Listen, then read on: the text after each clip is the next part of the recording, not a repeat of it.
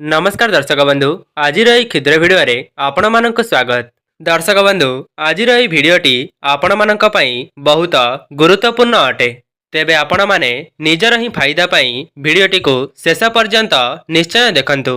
दर्शक बंधु एही एप्रिल 6 तारिख रे पड़िबा पई जाउची पवित्र राम नवमी। तो एही दिन आपण माने एही गछ को छुई करी चली आसंतु। तेबे तत्काल ही आपणकर दारिद्रता दूर होई जिवो।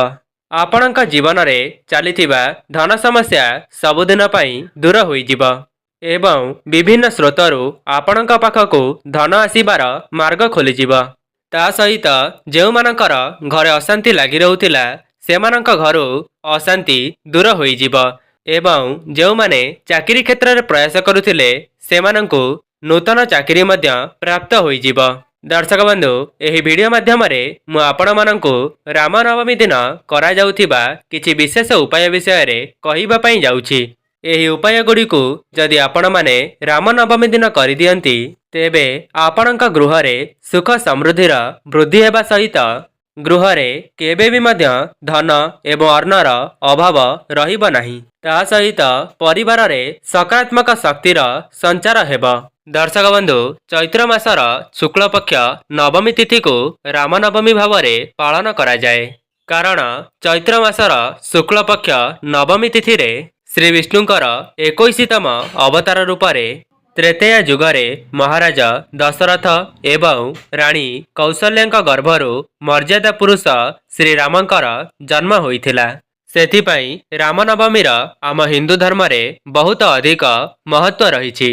जदि आपण पवित्र रामनवमी दिन किछि गछ को छुई दे आसुचंती तेबे आपणक जन्म जन्मांतरर दुख कष्ट एवं दारिद्रता सबुदिन पई दूर होई जाई थाए। एहा व्यतीत आपणकर जो मनस्कामना रहिछि ताहा मध्य पूर्ण होई जिवो।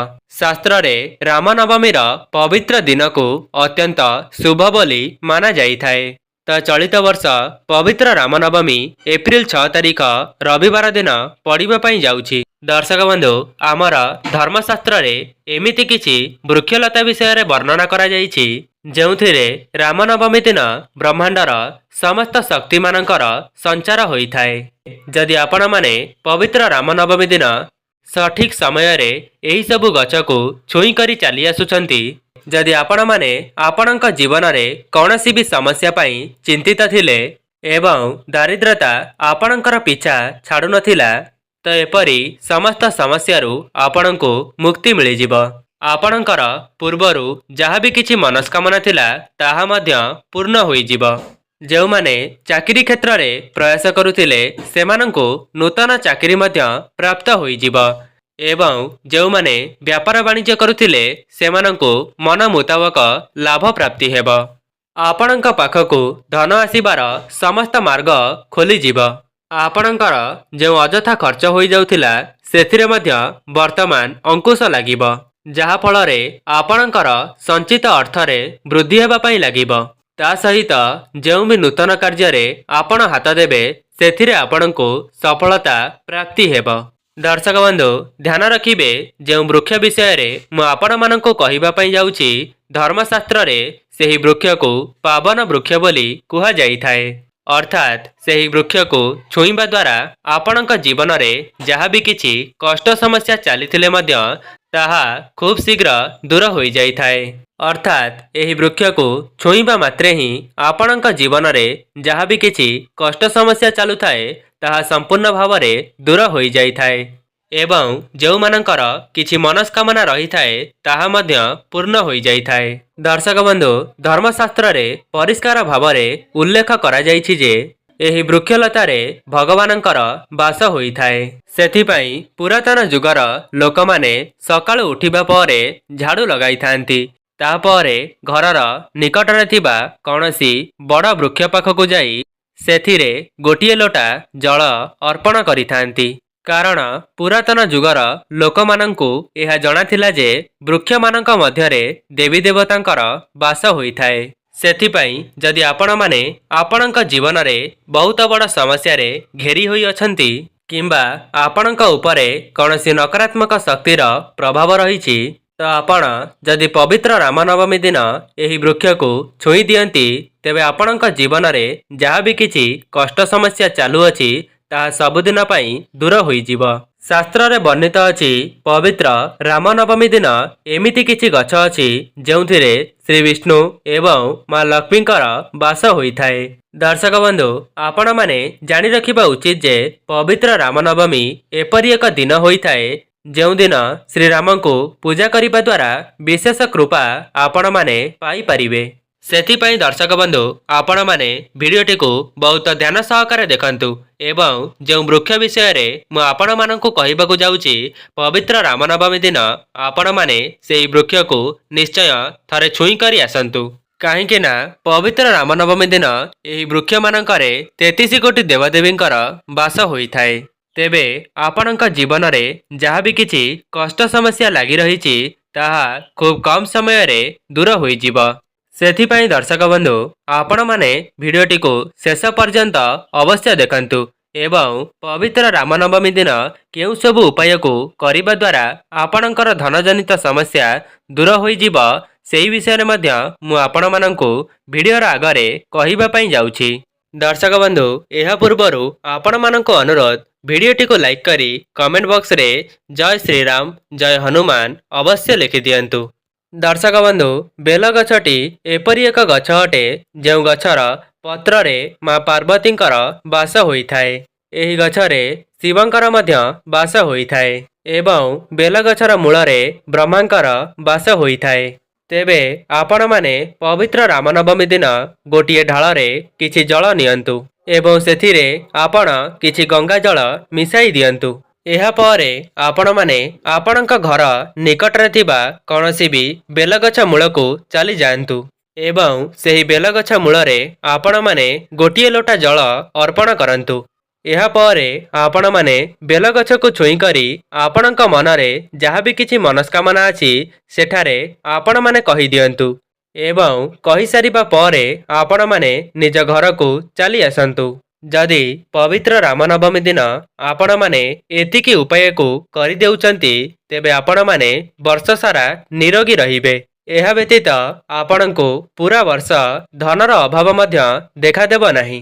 କାହିଁକି ନା ଏପରି କରିବା ଦ୍ୱାରା ଆପଣଙ୍କୁ ଶ୍ରୀ ବିଷ୍ଣୁ ଏବଂ ମା ଲକ୍ଷ୍ମୀଙ୍କର ବିଶେଷ ଆଶୀର୍ବାଦ ପ୍ରାପ୍ତ ହୋଇଥାଏ। ଦର୍ଶକ ବନ୍ଧୁ, ଏବେ ଜାଣିବା ଦ୍ୱିତୀୟ ବୃକ୍ଷ ବିଷୟରେ, ଯାହାକି ଆପଣମାନେ ପବିତ୍ର ରାମନବମୀ ଦିନ ଏହାକୁ ମଧ୍ୟ ଛୁଇଁବାର ଅଛି। ସେହି ବୃକ୍ଷଟି ହେଉଛି ଓସ୍ତ ଗଛ। ଦର୍ଶକ ବନ୍ଧୁ, ଆପଣମାନେ ଜାଣି ରଖିବା ଉଚିତ ଯେ ସମସ୍ତ ବୃକ୍ଷମାନଙ୍କର ରାଜା ହେଉଛି ଓସ୍ତ ଗଛ। କାହିଁକି ନା ଓସ୍ତ ଗଛରେ ମା ଲକ୍ଷ୍ମୀ ଏବଂ ଶ୍ରୀ ବିଷ୍ଣୁଙ୍କର ବାସ ହୋଇଥାଏ। ତା ସହିତ ଓସ୍ତ ଗଛରେ ଅନେକ ଦେବାଦେବୀଙ୍କର ବାସ ମଧ୍ୟ ହୋଇଥାଏ। ତେବେ ଆପଣମାନେ ପବିତ୍ର ରାମନବମୀ ଦିନ ନିଜ ଘର ପାଖରେ ଥିବା ଓସ୍ତ ଗଛର ମୂଳକୁ ଯିବେ। ଦର୍ଶକ ବନ୍ଧୁ, ଏହି ଉପାୟଟିକୁ ଆପଣମାନେ ସକାଳ ସମୟରେ କରିବାର ଅଛି। ଦର୍ଶକ ବନ୍ଧୁ, ଆପଣମାନେ ରାମନବମୀ ଦିନ ସକାଳୁ ଉଠିକରି ନିଜର ନିତ୍ୟକର୍ମ ସାରି ଓସ୍ତ ଗଛର ନିକଟକୁ ଯିବେ ଏବଂ ସେହି ଓସ୍ତ ଗଛ ନିକଟରେ ଗୋଟିଏ ଦୀପ ପ୍ରଜ୍ୱଳନ କରିବେ।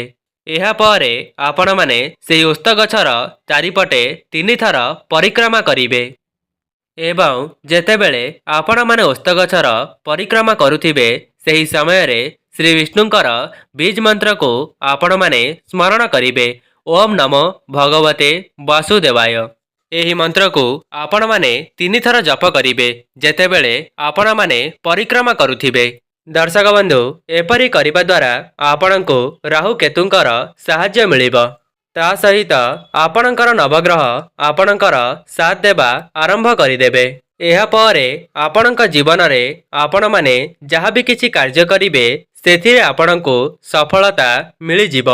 ଆପଣମାନେ ନିଜ ଜୀବନରେ ଉନ୍ନତି କରିବା ସହିତ ଆପଣଙ୍କ ପରିବାରରେ ମଧ୍ୟ ଉନ୍ନତି ଘଟିବ। ଦର୍ଶକ ବନ୍ଧୁ, କ'ଣ ଆପଣମାନେ ଜାଣିଛନ୍ତି ଯେଉଁ ବ୍ୟକ୍ତି ଶ୍ରୀ ବିଷ୍ଣୁଙ୍କର ଆଶୀର୍ବାଦକୁ ପ୍ରାପ୍ତ କରିଦେଇଥାଏ ତେବେ ତାଙ୍କୁ ମା ଲକ୍ଷ୍ମୀଙ୍କର ମଧ୍ୟ ଆଶୀର୍ବାଦ ପ୍ରାପ୍ତ ହୋଇଥାଏ ଏବଂ ସେହି ବ୍ୟକ୍ତିର ଜୀବନରେ ଧନର ବର୍ଷା ହେବା ପାଇଁ ଲାଗିଥାଏ। ଦର୍ଶକ ବନ୍ଧୁ, ତୃତୀୟ ବୃକ୍ଷଟି ହେଉଛି ଲିମ୍ବ ଗଛ। ତେବେ ଆପଣଙ୍କୁ ଏହି ନିମ୍ବ ଗଛକୁ ମଧ୍ୟ ସୂର୍ଯ୍ୟାସ୍ତ ପୂର୍ବରୁ ରାମନବମୀ ଦିନ ଛୁଇଁବାର ଅଛି। କାରଣ ରାମନବମୀ ଦିନ ଲିମ୍ବ ଗଛରେ ମାତାରାଣୀଙ୍କର ବାସ ହୋଇଥାଏ। ଶାସ୍ତ୍ରରେ ମାନ୍ୟତା ଅଛି, ଯଦି ପବିତ୍ର ରାମନବମୀ ଦିନ ଆପଣମାନେ ଲିମ୍ବ ଗଛକୁ ଛୁଇଁ ଦେଇ ଆସୁଛନ୍ତି, ତେବେ ଆପଣଙ୍କ ଘରେ ଧନଧାନ୍ୟରେ ପରିପୂର୍ଣ୍ଣ ହୋଇଯିବ। ଦର୍ଶକ ବନ୍ଧୁ, ଏବେ ଆସନ୍ତୁ ଜାଣିବା ଶେଷ ବୃକ୍ଷ ବିଷୟରେ। ତେବେ ତାହା ହେଉଛି ଅଶୋକ ଗଛ। ଆପଣମାନେ ରାମନବମୀ ଦିନ ଗୋଟିଏ ଅଶୋକ ଗଛର ନିକଟକୁ ଯାଆନ୍ତୁ ଏବଂ ଆପଣମାନେ ଗୋଟିଏ ଲୋଟା କ୍ଷୀର ନେଇକରି ଯାଆନ୍ତୁ ଏବଂ ସେଥିରେ ଆପଣମାନେ କିଛି ହଳଦୀ ମିଶାଇ ଦିଅନ୍ତୁ ଏବଂ ସେହି ହଳଦୀ ମିଶା କ୍ଷୀରକୁ ଆପଣମାନେ ଅଶୋକ ଗଛ ମୂଳରେ ଅର୍ପଣ କରନ୍ତୁ।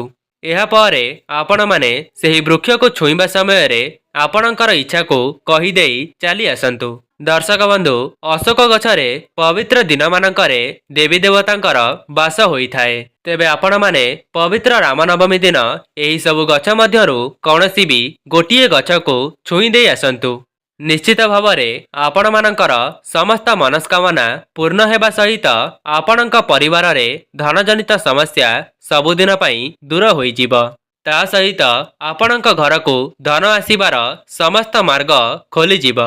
ତେବେ ଦର୍ଶକ ବନ୍ଧୁ, ଯଦି ଆପଣମାନଙ୍କୁ ଭିଡ଼ିଓଟି ଭଲ ଲାଗିଥାଏ, ଭିଡ଼ିଓକୁ ଲାଇକ୍ କରି କମେଣ୍ଟ ବକ୍ସରେ ଜୟ ଶ୍ରୀରାମ, ଜୟ ହନୁମାନ ଅବଶ୍ୟ ଲେଖିଦିଅନ୍ତୁ। ଆଜି ପାଇଁ ରହୁଛି, ନମସ୍କାର।